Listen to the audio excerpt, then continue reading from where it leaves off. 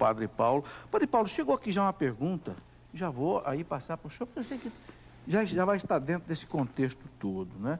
A pergunta vem do Eduardo Cardoso, ele é de Vila Velha, lá no Espírito Santo. Ele pergunta por que nem todos os livros das Sagradas Escrituras são reconhecidos por todos os irmãos protestantes. Bom, é a questão do cânon do Antigo Testamento, né? Nós sabemos que o Novo Testamento, para os católicos e para os protestantes, ele é idêntico, né? Trata-se da mesma lista, são 27 livros e pronto. Agora, existem alguns livros, o número de livros depende um pouco da forma como se contam esses livros, etc., mas existem alguns livros que não são aceitos pelos nossos irmãos protestantes. Por quê? Por uma razão muito simples. Durante muito tempo, não é, a Sagrada Escritura, na Igreja Católica, sempre foi venerado, o Antigo Testamento, a partir de uma tradução, chamada tradução dos 70.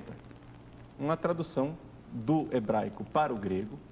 E esta tradução, ela possuía uma lista de livros chamado cânon amplo, ou seja, uma lista de livros onde havia alguns livros a mais, que não estavam contidos no cânon escrito simplesmente em hebraico.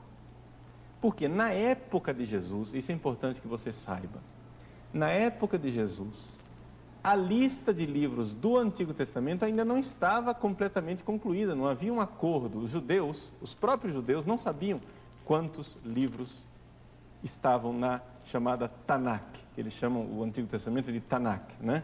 E são os livros da Torá, Neviim, são os profetas, e os Ketuvim, que são os escritos. A Tanakh, o Antigo Testamento dos nossos irmãos mais velhos, os judeus, tinham uma lista de livros, mas nem eles sabiam qual era essa lista de livros. Tanto que havia divergência. Na época de Jesus, os saduceus, por exemplo, eles eram mais rigorosos, mais estritos, eles só aceitavam os 5 livros da Torá. O Pentateuco. O Pentateuco, né? Os 5 primeiros livros da Bíblia. Os saduceus só acreditavam naqueles 5. E diziam, depois da Torá, acabou. Depois desses 5 livros, não tem mais outro livro. Era só aquilo. É por isso, e a gente fica admirado, né? É por isso que eles não acreditavam em ressurreição dos mortos, não acreditavam em anjos, não acreditavam numa série de coisas. Por quê? Porque essa série de coisas não está contida na Torá. Já os fariseus tinham a lista de livros muito mais ampla. Esta lista ampla que trazia em si, não é, aceitava uma série de outros livros, inclusive livros que não foram escritos em hebraico, mas que foram escritos em grego também. Agora, o que aconteceu?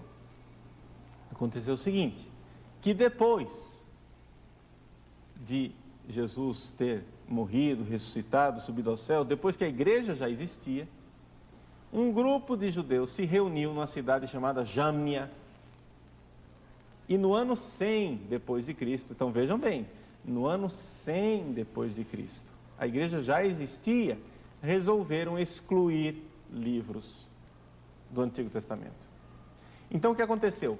Lutero, que não aceitava a autoridade da igreja, que se revoltou contra a igreja, ele foi lá nos judeus e perguntou, escuta, qual é a lista de livros do Antigo Testamento para vocês? E os judeus apresentaram para ele a lista de livros que eles tinham. Lutero ficou espantado e disse, está vendo?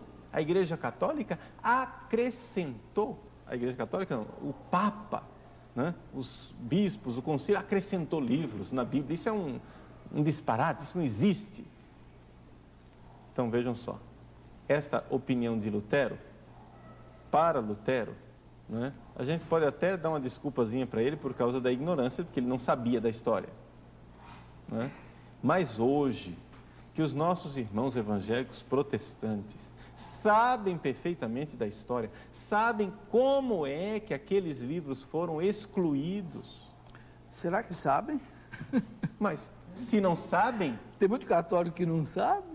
Mas os teólogos Os protestantes têm que teólogos saber. protestantes sabem. Os líderes deles têm que saber e, no entanto, insistem no erro. Não é? Porque, veja, que o rebanho siga é uma coisa, agora, que os pastores que sabem perfeitamente da coisa, porque têm acesso aos livros de história, não é? São homens que a gente espera que sejam estudados, pelo menos os teólogos sejam estudados. Então, agora são os nossos irmãos evangélicos que têm que nos explicar por que é que eles adotam a lista dos judeus e não a lista dos apóstolos. Por quê? Porque no Novo Testamento, quando os evangelhos citam o Antigo Testamento, citam a partir da tradução dos 70, usando aquela lista ampla. Portanto, a igreja nasceu adotando esta lista ampla, que sempre foi uma unanimidade, tranquila. E sempre confirmado em muitos concílios, né? Os concílios lá do tempo de Santo Agostinho, Cartago III, Cartago IV, depois Trullos, concílio já de Florença, 1400 e pouco, né? Depois também concílio Vaticano I. Então, quer dizer, nunca desprezou nenhum desses 7 livros que não existem nas Bíblias protestantes. Sim, justamente. Muito bem, Padre Paulo, mas agora uma outra pergunta que eu queria colocar. Bom, independente do desenvolvimento que o senhor queira fazer, né?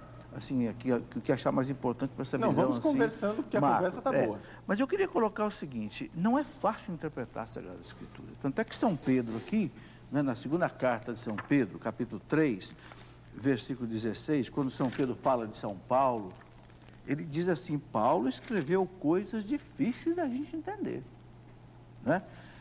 2 Pedro 3,16, ele diz assim, e coisas que às vezes, né, aqueles, né, é o que ele faz em todas as suas cartas, ele falando de Paulo, né? Pedro falando de Paulo, nas quais fala nesses assuntos. Nelas há algumas passagens difíceis de entender, cujos sentidos os espíritos ignorantes ou pouco fortalecidos deturpam para a sua própria ruína.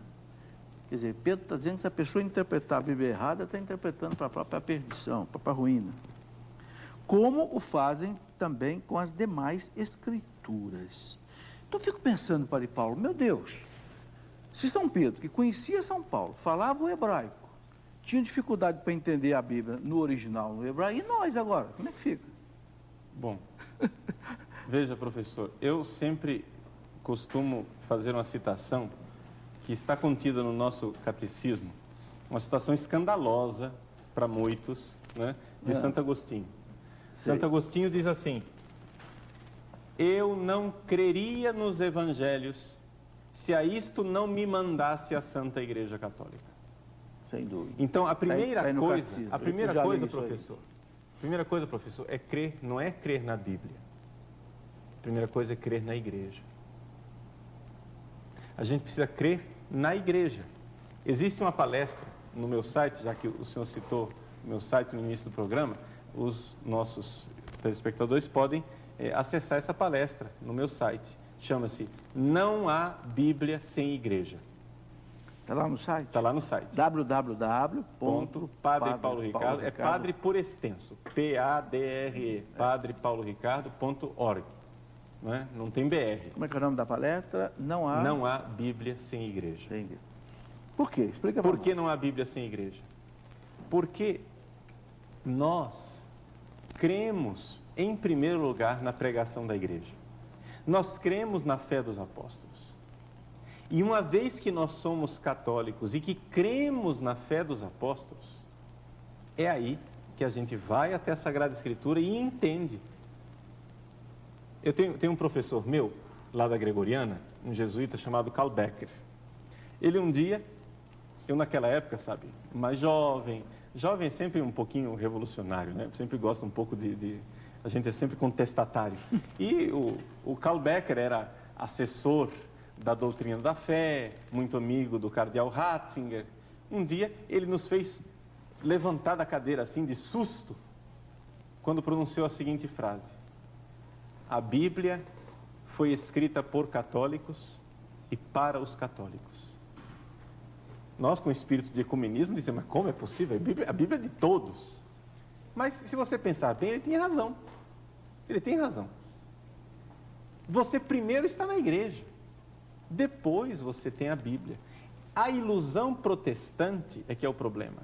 Os protestantes nasceram numa época, o século XVI, não é culpa deles, coitados, mas eles nasceram numa época individualista. O individualismo revolucionário do século XVI é que achava que o indivíduo, a pessoa sozinha, é que tinha que ter o seu relacionamento pessoal com Deus e acabou. E não precisava mais de nenhuma instituição, de ninguém que o ajudasse. Então o fulano pega a Bíblia e lê sozinho, e ele vai ser salvo. Essa é a mentalidade protestante. Para o protestante, ele não precisa de igreja. Por quê? Porque ele não precisa dos sacramentos, ele só precisa de um lugar para congregar. Não é isso que eles usam a palavra? Né? Onde é que você congrega? Só isso. Agora, nós católicos não cremos assim. Nós católicos cremos que nós precisamos, em primeiro lugar, entrar na igreja. Nós precisamos primeiro crer na fé da igreja. Por quê? Porque se não houvesse igreja, não haveria Bíblia. Os nossos irmãos evangélicos protestantes estão numa enrascada com essas acusações do Dan Brown no Código da Vinci. Qual é a acusação do Dan Brown?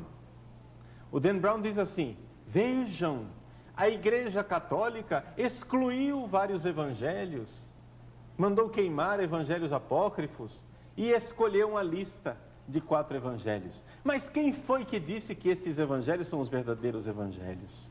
E aí põe uma pergunta que, do ponto de vista protestante, é irrespondível. Mas do ponto de vista católico, para nós é tranquilo. A gente sempre diz, não, a igreja escolheu, porque a igreja tinha autoridade para escolher. Porque nós cremos, em primeiro lugar, na igreja. Nós cremos na igreja. Por quê? Porque Jesus disse assim, as minhas ovelhas conhecem a minha voz.